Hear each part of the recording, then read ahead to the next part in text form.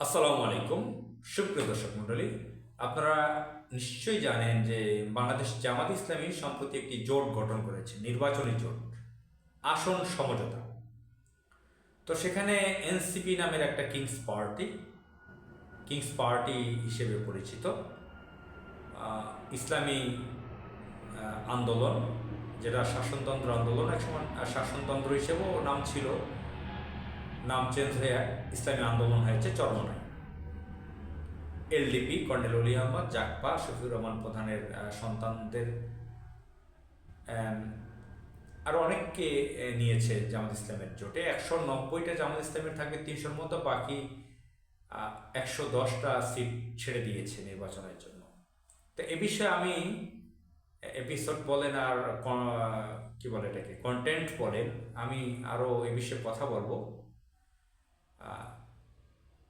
আজকে এখন যে বিষয়ে কথা বলতে চাই এটা সেই জোটের সামগ্রিক বিষয়গুলো নিয়ে নয়। এ বিষয়ে আমার কথা বলতে হবে, আরও বলবো ইনশাল্লাহ আল্লাহ সুযোগ দিলে। এখন আমি যেটা কথা বলবো একটি নির্দিষ্ট একটি আসনের বিষয়ে। ঢাকা 11 আসন, একটা সময় এই 11 আসনটা 5 আসনের মতো ছিল।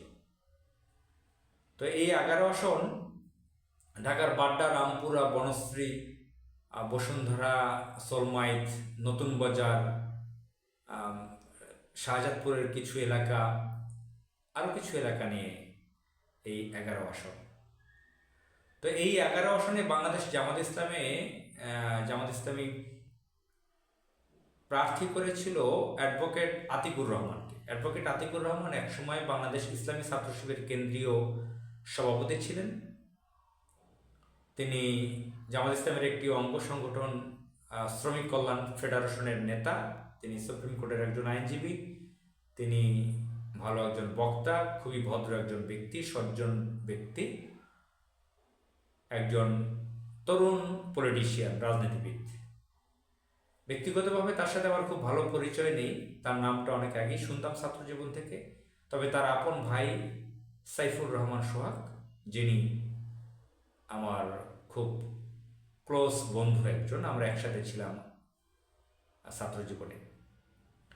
তো অ্যাডভোকেট আতিকুর রহমানকে এখানে 11 আসনে প্রার্থী করার পরে আমরা দেখেছি যে পুরো এলাকাটা অ্যাডভোকেট আতিকুর রহমান চষে বেরিয়েছেন। প্রতি ঘরে ঘরে গিয়েছেন, দোকানে দোকানে গিয়েছেন, শিক্ষা প্রতিষ্ঠানগুলোতে গিয়েছেন, রাস্তাঘাটে মানুষের দ্বারে দ্বারে মানুষের কাছে তিনি পৌঁছে গেছেন। এবং এখানে জামাত ইসলামের সংগঠন বাড্ডা থানায় যারা কাজ করেন তাদেরকে দেখেছি প্রচুর পরিশ্রম করেছেন। সকাল বিকাল আমার সাথে উঠতে বসতে দেখা, রাতের বেলা দেখা, বিকেলে দেখা, দুপুরে দেখা, সকালে দেখা, চলা ফেরার সময় বিভিন্ন সময় তাদেরকে দেখেছি যে মানুষের দ্বারে দ্বারে তারা দাওয়াত দিচ্ছেন, দাঁড়িপাল্লার দাওয়াত দিচ্ছেন। এবং বাড্ডা এলাকা, সাতারকুল এলাকা 11 আসনের মধ্যে এসব এলাকার কথা অনেকেই জানবেন যারা ঢাকায় অনেকদিন থাকেন। এ সমস্ত এলাকা খুব কঠিন এলাকায় এখানের মানুষরা একটু অতিরিক্ত কনজারভেটিভ, রক্ষণশীল। কী ধরনের রক্ষণশীল? তারা এই এলাকার বাহিরের মানুষদেরকে বিদেশি বলেন। তারা স্থানীয় যদি কেউ নির্বাচন করেন বা কোনো মাফিয়া টাফিয়া তাদেরকেই ভোট দেন। 5 আগস্টের পরেও আওয়ামী লীগের বিরুদ্ধে এলাকায় কেউ কথা সহজে বলতে পারে না। আওয়ামী লীগ বিএনপি বিশাল একটা সিন্ডিকেট আছে, এখানে মাফিয়া। আওয়ামী লীগ বিএনপি একসাথে বড় বড় হাউজিং ব্যবসা, জমির ব্যবসা করে, রিয়েল এস্টেট ব্যবসা, বিশাল বাণিজ্য, খাওয়া দাওয়া এখানে আছে এই আসনটার মধ্যে। তো এখানে জামাত ইসলামী এখানে যেটা করেছে, যেখানে আওয়ামী লীগ অধ্যুষিত এলাকা, 5 আগস্টের পরেও আওয়ামী লীগ যেখানে চলাফেরা করতে পারে, সেই এলাকায়ও দেখেছি দাড়িপাল্লার মিছিল চলে। রাত 9টার সময়, 9টার পরে 8টায়, 7টায়, বিকালে দাড়িপাল্লার মিছিল, অলিতে গলিতে, রাস্তায়। এলাকার প্রত্যেকটা মানুষের কানে পৌঁছে দিয়েছে দাড়িপাল্লার স্লোগান, দাড়িপাল্লার প্রতীককে চিনিয়ে দিয়েছে। মানুষ এলাকায়, সাতারকুল বাড্ডা এলাকায় জামাত ইসলামকে চিনতে শুরু করেছে, পজিটিভ আলোচনা করতে শুরু করেছে, আমি দেখেছি সেটা। এবং প্রচুর মানুষ অ্যাডভোকেট আতিকুর রহমানের প্রতি ভালোবাসা দেখিয়েছে, প্রচুর ভালোবাসা দেখিয়েছে, সম্মান দিয়েছে। আজকেও আমি বিভিন্ন এলাকায় ঘোরাফেরা করলাম, অনেকে যে এরকম একটা ব্যক্তি এখানে নির্বাচন করতে পারবেন অ্যাডভোকেট আতিকুর রহমান, অনেক প্রভাবশালী একজন ব্যক্তি বলছে, ব্যবসায়ী, ঢাকার স্থানীয় ব্যক্তি। এখানে আসন সমঝোতার মাধ্যমে এনসিপি নেতা, এটা কিংস পার্টি, সেখানে দেওয়া হয়েছে যে নাহিদ ইসলাম, তিনি উপদেষ্টা ছিলেন মন্ত্রী পদমর্যাদায়। এখন জামাত ইসলাম এমন একটি সংগঠন এখানে যখন আসন সমঝোতা করেছে, ঐক্য করেছে, রাজনৈতিক ভোটের ঐক্য, তখন এখানে অ্যাডভোকেট আতিকুর রহমান সেই নাহিদ ইসলামকে স্বাগত জানিয়ে তিনি সরে পড়েছেন হাসি মুখে। কারণ এটা জামাত ইসলাম, চেইন অফ কমান্ড, মানে জামাত ইসলামের সংগঠন সম্পর্কে সারা বিশ্ব জানে, বাংলাদেশের পলিটিশিয়ানরা, তাদের জাতশত্রু বামরামরাও, সেকুলাররাও জানে, খুবই চেইন অফ কমান্ড রক্ষা করে চলে, ক্যাডার ভিত্তিক সংগঠন।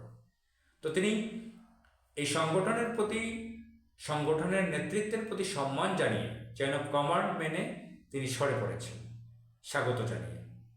কিন্তু আমার প্রশ্ন, এবং অনেক মানুষের সাথে কথা বলেছি এই 2 দিনে, কালকে আজকে প্রচুর মানুষ বলা শুরু করেছে কি কাজটা করলো এই লোকটা, এত কাজ করেছে।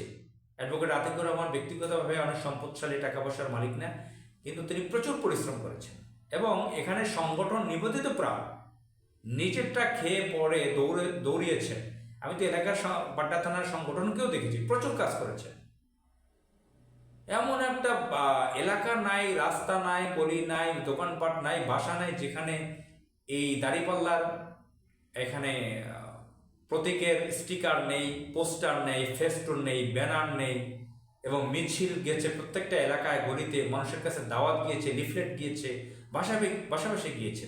এরকম একটা তৈরি করা জায়গায় এই কাজটি করেছে, এখানে জামাত ইসলাম ছেড়ে দিয়েছে। এখন জামাত ইসলামের এই যে নির্বাচনী ঐক্য, এটা নিয়ে আলাদা আমি একটি আলোচনা করব, এপিসোড করব সামনে, আল্লাহ যদি সুযোগ দেয়, কালকে বা পরশু করার চেষ্টা করব। এখন এই 11 আসন নিয়ে আমার প্রশ্ন, যে এইখানে একটা তৈরি করা জায়গা, এখানে অনেক লোকরা যারা আওয়ামী লীগ করতেন, ঠান্ডা মাথার আওয়ামী লীগ, যারা কোনো ফৌজদারি অপরাধ করেন নাই, চাঁদাবাজি করেন নাই, মাস্তানি করেন নাই, তারা অনেকে জামাত ইসলামকে ভোট দিতে চাইতো, তারা অনেকে নাহিদকে দিতে চাবে না, এনসিপিকে তারা খুব ভালোভাবে দেখে না, বা অনেকে আতিকুর রহমানকে মনের ভিতরে গেঁথে নিয়েছেন, তারা অনেকে নাহিদকে দিবেন না। আমার সাথে কয়েক মাস আগে একজন বিএনপি নেতার কথা হয়েছিল, এখানের স্থানীয় বাড্ডা, অনেক পুরনো স্থানীয়, তিনি একজন ভালো নেতা, এখানে নির্বাচিত একজন প্রতিনিধিও তিনি ছিলেন, জনপ্রতিনিধি ছিলেন। তার সাথে রেস্টুরেন্টে খেলাম, একসাথে খাওয়া দাওয়া করে, সেই আলাপের মধ্যে তিনি নাহিদ সম্পর্কে যখন প্রশ্ন আসলো এনসিপি, তিনি বললেন যে ও ভোট পাবে 8টা, তার আঞ্চলিক ভাষায় হাতের পর গুনে গুনে, যে ওর বাপ ওর চাচা অমুক মিলিয়ে দেখালো যে এইসবের খাওয়ার নাই, এখানে ভোট পাবে 8টা। তো যাই হোক, সেটা তার মন্তব্য। তো বিভিন্ন মানুষের সাথে আলোচনা হয়েছে, আমার রাজনৈতিক আলোচনা। এনসিপি নামে যেটা আছে, যে কিংস পার্টি হিসেবে পরিচিত, তাদের তেমন ভোট নাই, 30টি আসন ছেড়ে দিয়েছে তাদের জন্য। এটা কিভাবে কি জামাত ইসলাম কোন মাথা থেকে, কোন চিন্তা থেকে করেছে, আমার বুঝে আসে না। অন্যান্য আসন, সার্বিক বিষয় নিয়ে আমি কথা বলবো। তো এখানে অ্যাডভোকেট আতিকুর রহমান সাহেব এত পরিশ্রম করেছেন, এবং একজন ভদ্র সজ্জন ব্যক্তি, তিনি মাঠ এত কষ্ট করে গুছিয়েছেন, এটা এভাবে ছেড়ে দেওয়া কতটুকু যুক্তিযুক্ত হয়েছে। অনেকে বলবেন আপনি বেশি বুঝেন, চেইন অফ কমান্ডের কথা বাইরে কথা বলছেন। এটা আমার বাক স্বাধীনতা, আমার এই মতামত দেওয়ার অধিকার রাখি। আমি স্বাধীন সার্বভৌম দেশের নাগরিক, আমার কাছে এই মতামতটাই এসেছে, আমি মতামত দিচ্ছি যে এটা আসলে আমার কাছে খুব বেশি ইতিবাচক মনে হয়নি। এই এনসিপি পার্টি আসলে এই যে ভোটগুলো জামাত ইসলাম এখানের প্রার্থী যেগুলো তৈরি করেছেন, এই ভোটগুলো কি এনসিপি তার ঘরে নিতে পারবেন, বা এনসিপির আচরণ পরে কি হবে? যাই হোক, মহান আল্লাহ তাআলার কাছে দোয়া রইল এদেশের জন্য, আল্লাহ তাআলা যাতে ইতিবাচক কিছু করুক, আল্লাহ তাআলা আমাদের এই দেশের স্বাধীনতা সার্বভৌমত্বকে রক্ষা করুক, আমাদের সকলকে ধৈর্য ধরার তৌফিক দান করুক। আসসালামু আলাইকুম।